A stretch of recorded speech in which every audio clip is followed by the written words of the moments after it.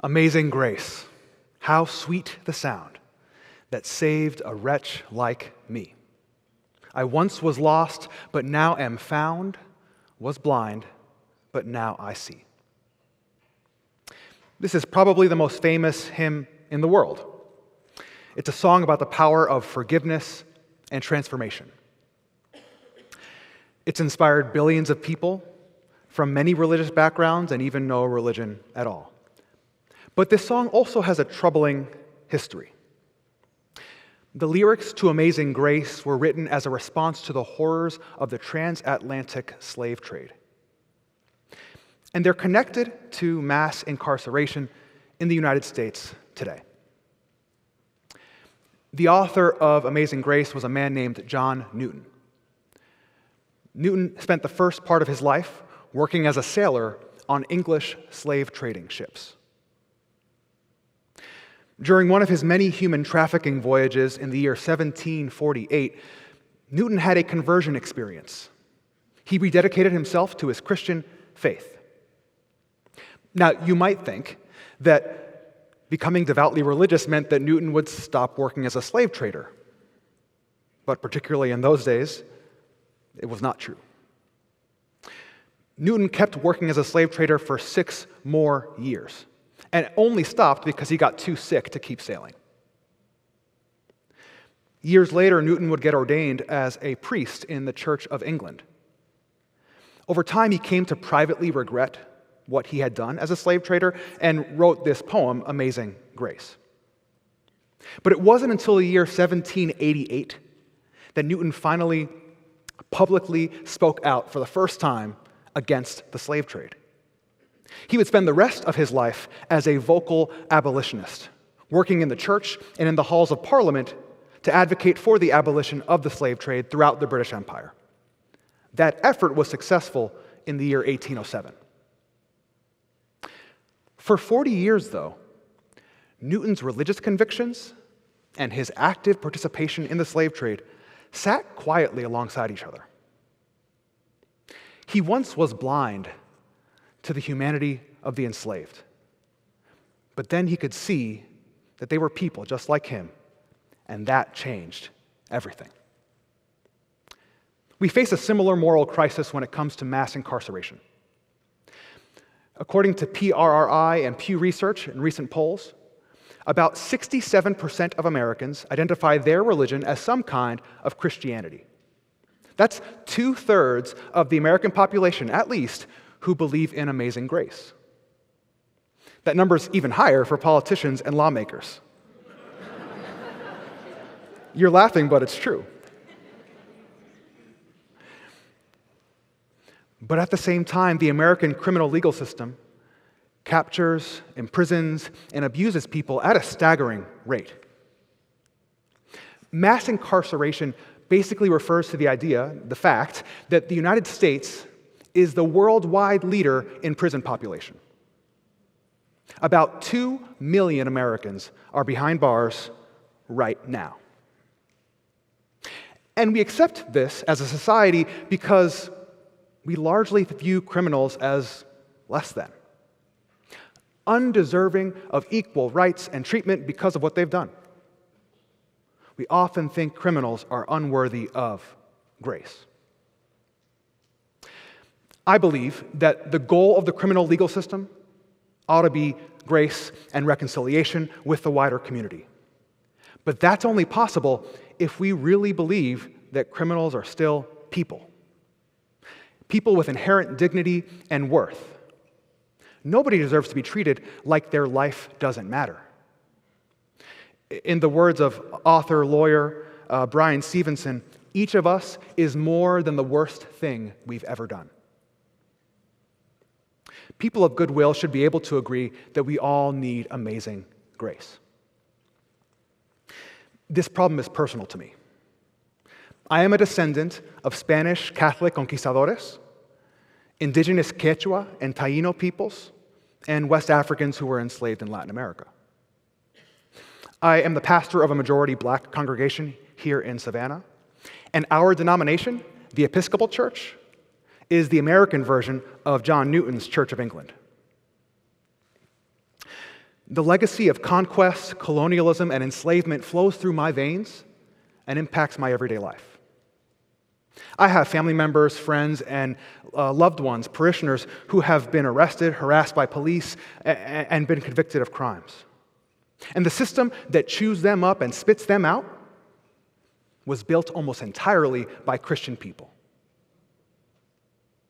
So I've spent years wrestling with the connections between the messiness of American history and the messiness of religious history. Scholars argue that in the 1860s, when American slavery was ending, it actually morphed into Jim Crow segregation.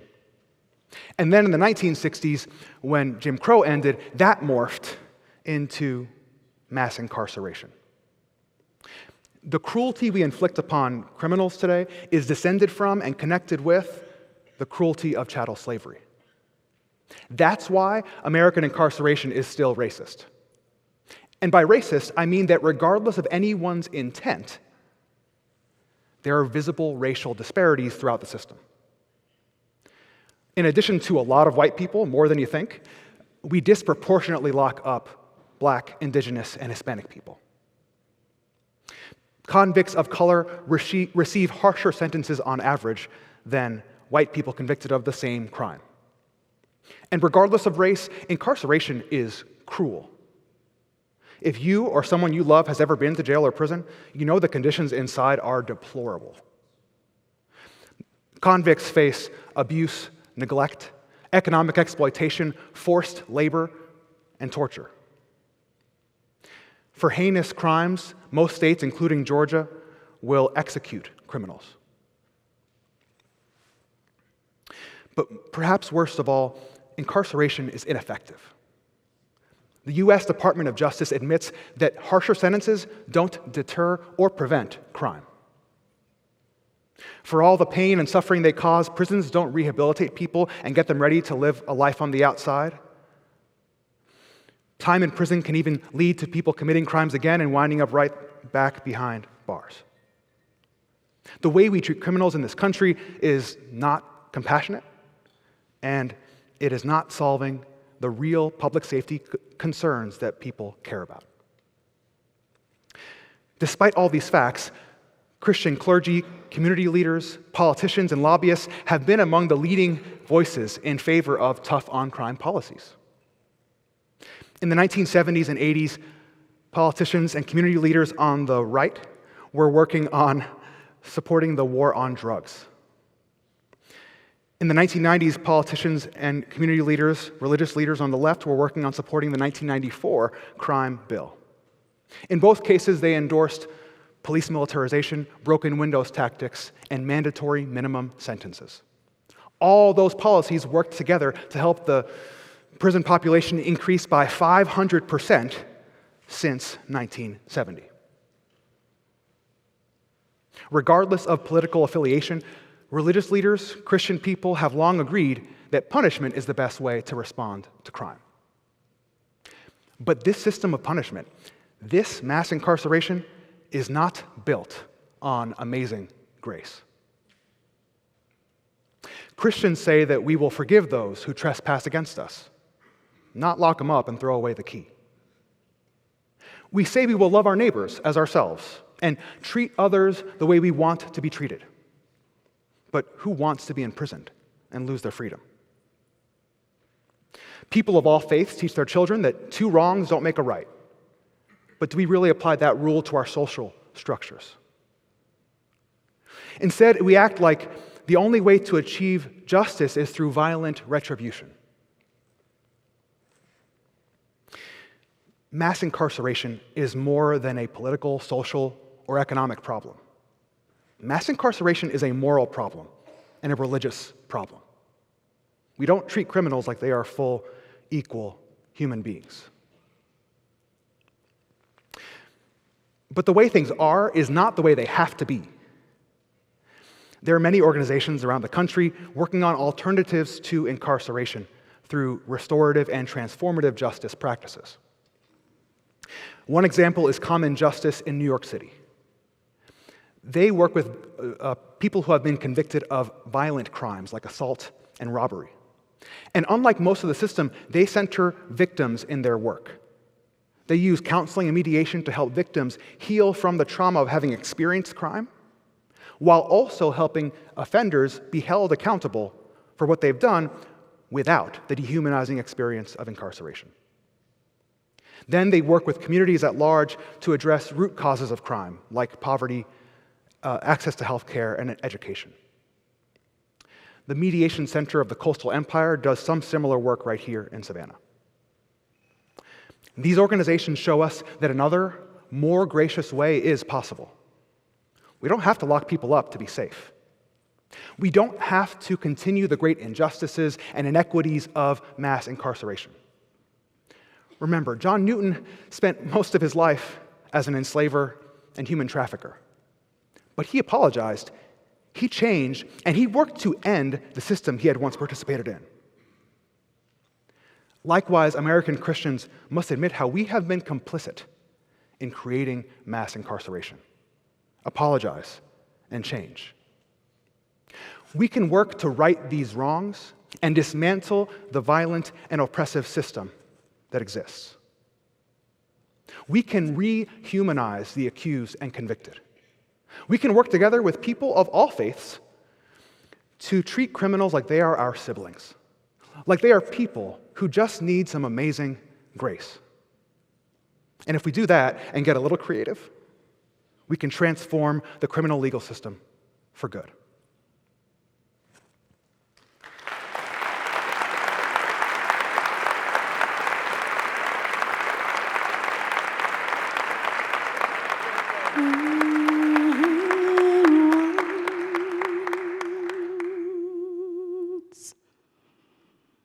Was lost, but now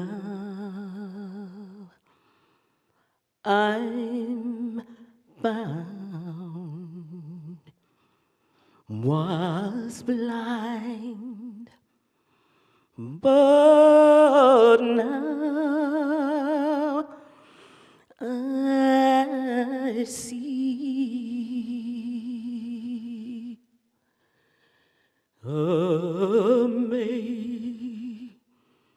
Amazing grace, how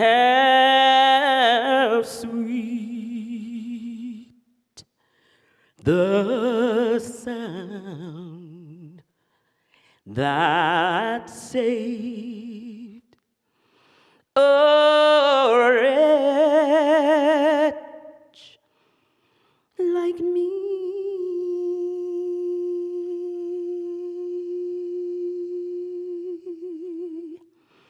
I once was lost, oh, but now I'm found. Was blind, but now I see. When we've been dead 10,000 years, bright shining as the sun.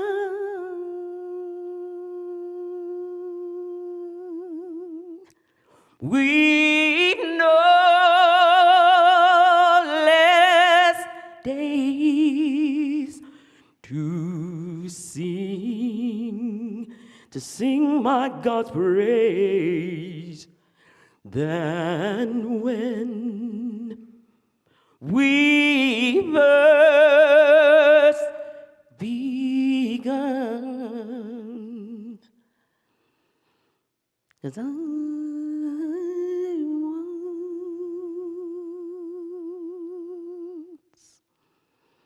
was lost, but now I'm found.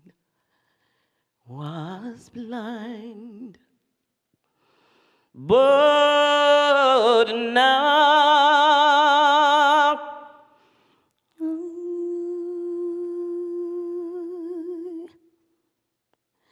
I see